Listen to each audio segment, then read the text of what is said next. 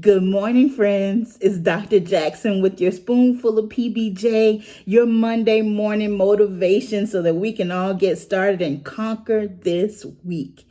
And this week, we are talking about sharpening your focus. Y'all, I have to tell you, I've been wearing glasses, contacts, visual aids since I was a teenager. And when I take off my glasses, I can see, I still have the ability to see. The problem is everything is blurry, and what is sharpened when I use my tools becomes a shadow.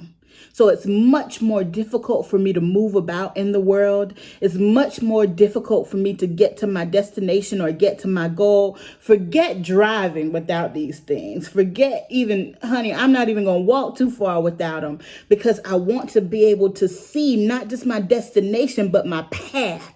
Having my tools, having my focus allows me to stay on path and clearly see where I am, what's around me when I need to see what's around me, but it allows me to stay on path to get to my focus. Have you ever been driving and you knew where you were going? You know the way to get there, but you get wrapped up in a conversation or you get wrapped up in a song, and the next thing you know, you have missed your turn.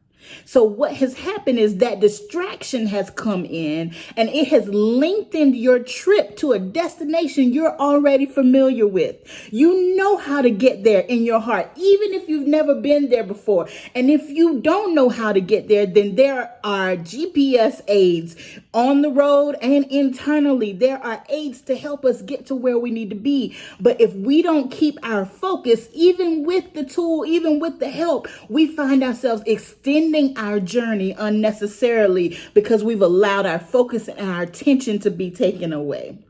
So we are going to talk about some tools that will help us stay focused. Stay focused, even in the midst of chaos, stay focused. Even in the midst of demands, stay focused.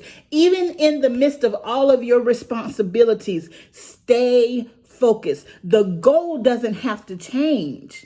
Sometimes you take a detour. Sometimes you need a different path. Sometimes you step around, but the goal doesn't have to change. But the first step is you have to see it. Vision without focus is dangerous.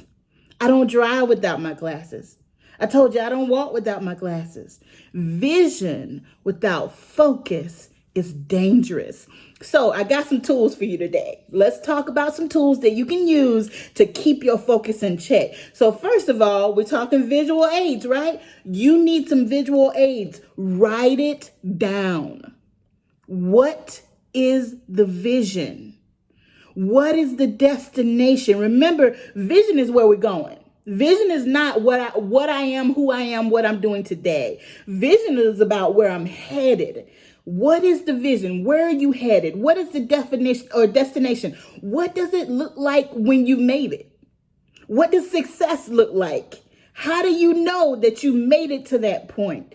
Write it down. Write it in a journal. Write it in your phone. Take a picture. Put it on your wallpaper. Put it on the wall. Whatever you have to do, but make sure you see it. Make sure that you can look at it with your eyes and receive it with your heart. My husband and I, when we were building our business, we took the large Post-it paper. Y'all know what I'm talking about. It sticks up on the wall like a Post-it note, but it's humongous. We had Post-it paper on every wall of our office.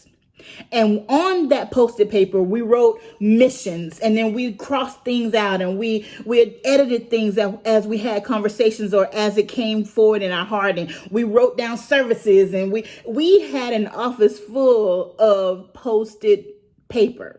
And to someone who didn't know the process we were walking through, it probably looked like a mess. But for us, it was beautiful because it helped us hone in on exactly where we want to go and what we want to develop and what we want to offer the world. So use visual aids. Write it down. You probably need to reconnect with your vision.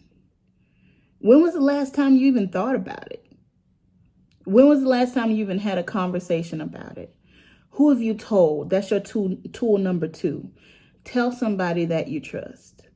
Now, be careful who you share your vision with, because everybody is not on your side.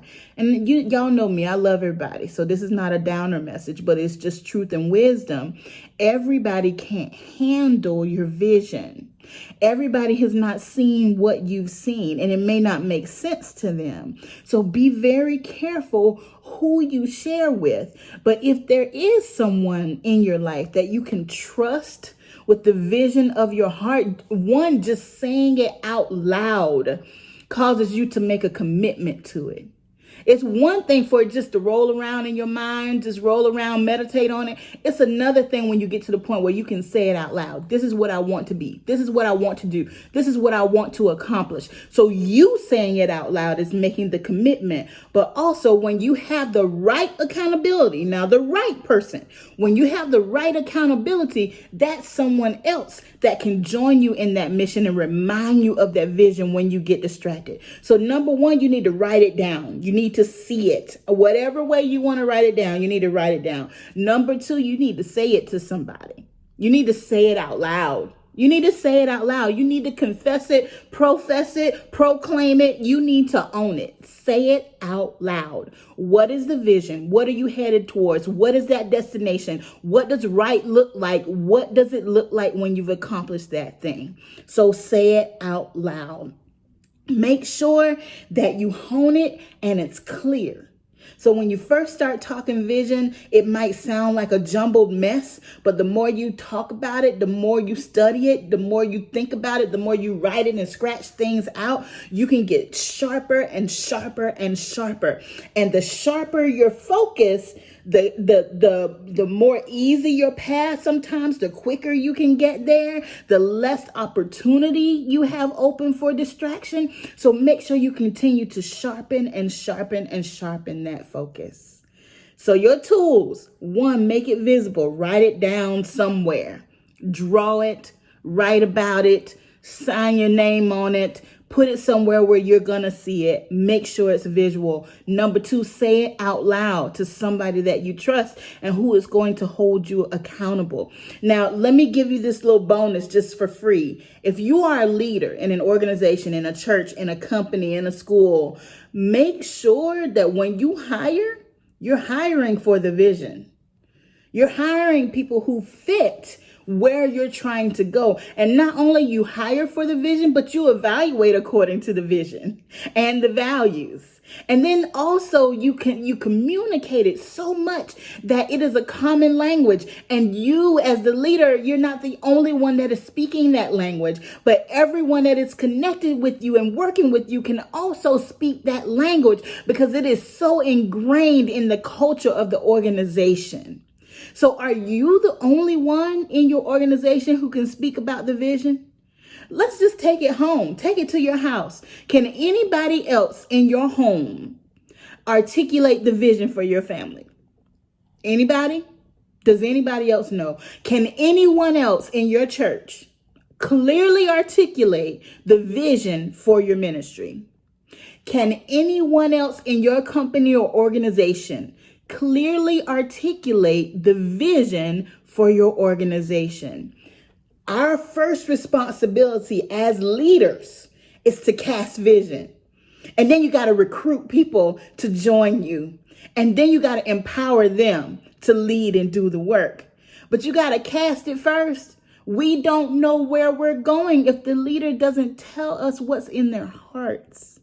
So y'all, I got to go. It's time to get after this Monday. Get after this week, everybody. It is time to sharpen our focus.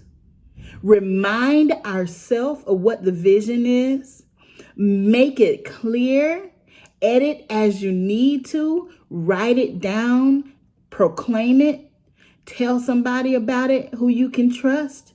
And let's go after it, y'all. It's going to be a good week. I feel it in my bones. It's going to be a good week.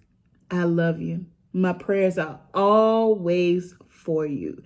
And I am praying this week that you get vision so sharp and clear that you can see it, that you can almost touch it. And I pray that you get a fire in your belly for that vision like never before, that you cannot ignore it any longer. That is time. It's time to get after it. All right, y'all, go get it. Do your thing. Sharpen your focus. And I'll see you next Monday. Bye, everybody.